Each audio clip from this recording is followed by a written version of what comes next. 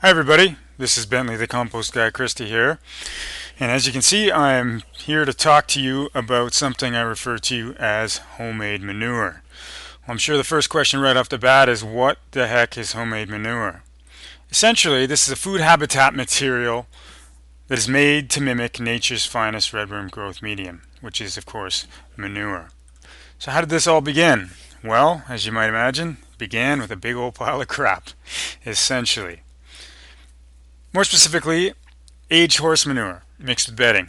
This was material that was piled outside a stable where a family friend of ours, keeps her horses. And this material absolutely loaded with redworms. Probably the most productive worm bed, if you can call it that I have ever seen in my life. So worms absolutely love this stuff. Now, aged manure is fantastic, there's no doubt about it. But the big issue here is that I live in the suburbs, so I don't really have a readily accessible source of aged horse manure, or any other manure for that matter. Well, I guess there's my cat manure, but that goes into a separate composting system. So I had a bit of a brainwave, and I decided to try making some of my own. Now the goal here was to create a material that encourages the growth of an incredibly rich microbial community, which of course provides excellent nutrition for the worms, while providing the worms with a quality habitat structure and supporting the overall balance of the worm composting system. Now that's pretty wordy, I know, but the key points to recognize there are the microbial community, the nutrition, the habitat structure, and the overall balance. So these are the things that we are looking for. So how do we do this? In a nutshell, this involves mixing pulverized wet food waste with dry absorbent bedding material. So not very complicated at all. Now, a couple years ago, I started all this, and my very first approach was a sort of natural approach, and that was to use an old blender to essentially blend up a lot of different food waste materials. And it worked very well. I ended up with this yummy sloppy goo material, which was the starting material for really nice homemade manure. The next thing to do, of course, was to add my dry bedding, which is shredded cardboard and of course some cocoa fiber as well, which is very absorbent. And the end result looked like this, which was really good stuff. It even looks quite a bit like aged manure. So the pros were that I blended up this material, which helped to increase the surface area incredibly. I encouraged fast microbial colonization, which is really important. And of course there's lots of food for the worms because of these microbes that are colonizing. Because of the bedding materials that I added, there's great water retention and a decent habitat structure. Now the problem was that it took an incredible amount of time. It was half a day, literally, to make just one small batch of this stuff. And particle size, some might think, was a little bit too small, so maybe some potential there for going anaerobic.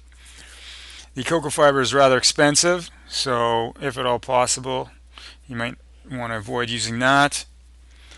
Now, of course, in a perfect world, I would own a huge industrial blender that would be able to chop and mix the food waste and bedding material all at once. But alas, we don't live in a perfect world, and unfortunately I can't afford one of these things for my worm composting activities. So this is my second approach. Time to bring out the heavy artillery, aka the guns of steel.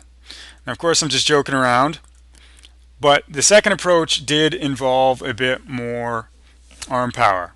And this is what I call the beat up and mix it in a bucket approach. Now, as you might imagine, this involves what you can see there, which is a bucket and assorted chopping mixing tools. Pretty much anything in your shed will probably work, but some of these things you can see in front of you worked extremely well. All non-meat and dairy food waste should work really well. One of the things that I should note is that the starchy materials, which I normally actually kind of avoid, are really, really great because they get mixed so well. One of the problems with a normal worm bin is that I find that they tend to glob up together and produce a really nasty anaerobic mess. But in this case, because everything's getting mixed so well, I don't hesitate to add them at all. And same goes with everything else, the acidic stuff, the peels, everything. So this is one of the real advantages. And you start by adding your dry bedding down in the bottom of your bucket. This helps to soak up that moisture right off the bat. Then of course you add your food waste. Insert those guns of steel and chop everything up, mix everything up, chop everything up, mix everything up.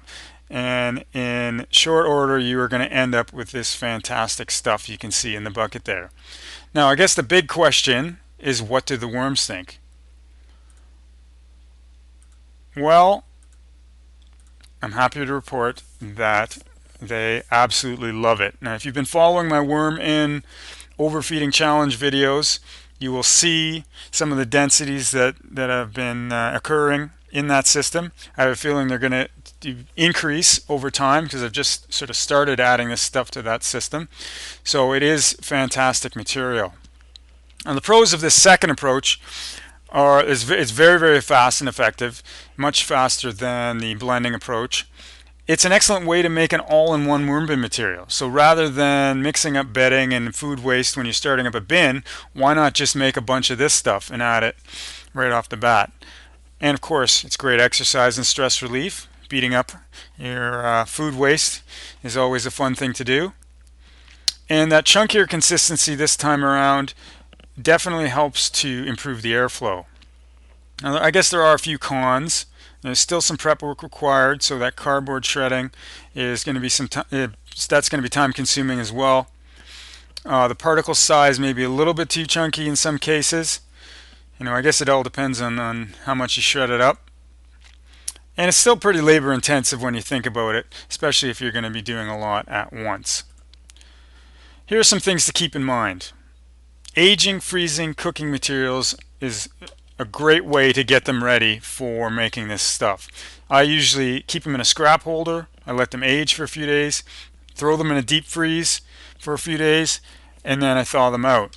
This makes them that much easier to break down and that much easier for the microbes to colonize. What you want to do is make this material as wet as possible without a lot of water pooling in the bottom of that bucket. You don't want it to be a liquid slop. You want it to be soaking wet, but without pouring water into your system. Now keep in mind, this is not only the ultimate worm food, but it's also the ultimate fungus gnat food, the ultimate fruit fly food. So don't leave this stuff out for any length of time, especially if you've seen some fruit flies around, or you'll end up with a bit of a nightmare on your hands. So just keep that in mind. Now let's just do a bit of a summary here. So homemade manure essentially helps you create a balanced worm food and habitat in one fell swoop. It's a great way to quickly start up a worm bin, and no more worrying about aging everything for a week and mixing it during that time. You've got everything ready to go right away. It's fantastic habitat for microbial colonization, which is why this material is so great. And all in all, it's a great way to speed up the vermicomposting process, which is never hurts, that's for sure. And of course, you can't forget that it helps you tone those guns of steel. I highly recommend that you give this a try. Your worms will definitely thank you for it. Now, if you want to learn more about the homemade manure idea, be sure to check out the Red Worm Composting website, where you'll find hot topics and the homemade manure link, which will take you to a listing of the blog posts that I wrote about it. And last but certainly not least, please do sign up for our newsletter while you're there, and you'll receive all kinds of updates about these sorts of projects and just generally learn about vermicomposting. So thanks very much for tuning in. Once again, my name is Bentley the Compost Guy Christie, and yeah, I'll talk to you again soon.